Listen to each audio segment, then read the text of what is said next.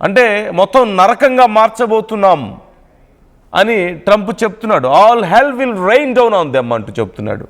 మొత్తం వాళ్ళ ఆ ప్రాంతం అంతా కూడా నరకంగా మార్చేస్తాం, విధ్వంసం సృష్టిస్తాం అని చెప్తున్నాడు. మరోవైపు ఇప్పటికే వాళ్ళ సైనిక దళాలు రెడీగా ఉన్నాయని చెప్తున్నారు. ఆల్మోస్ట్ 65,000 సోల్జర్స్ గ్రౌండ్ ఆపరేషన్కు సిద్ధంగా ఉన్నాయి.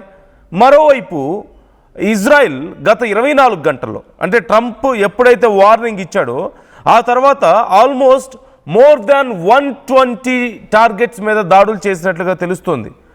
వాళ్ళ ఎయిర్ డిఫెన్స్ సిస్టమ్, ఇరాన్కి సంబంధించినటువంటి air defence system, missile bases టార్గెట్స్గా వరుసగా దాడులు చేసినట్లుగా తెలుస్తోంది.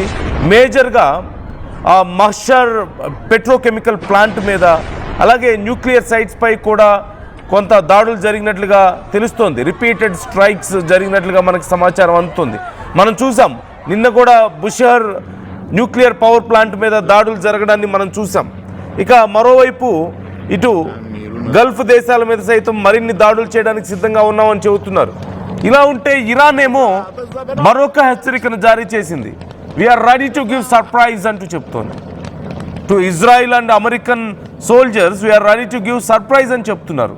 What kind of surprise we can expect from Iran? ఇప్పటికే అమెరికాకి ఇజ్రాయెల్కి చాలా సర్ప్రైజ్లు ఇచ్చింది ఇరాన్. ఒక అమెరికాకి ఇజ్రాయెల్కి మాత్రమే కాదు, ప్రపంచానికే సర్ప్రైజ్లు ఇచ్చింది. డ్రోన్లు, మస్కిటో ఫ్లీట్స్, ఈ చిన్న చిన్న బోట్స్ ఉపయోగించి నేవీలోను ఎయిర్ ఫోర్స్లోను ఇంత భయంకరమైన యుద్ధం చేయొచ్చు అని చూపించి సర్ప్రైజ్ ఇచ్చింది.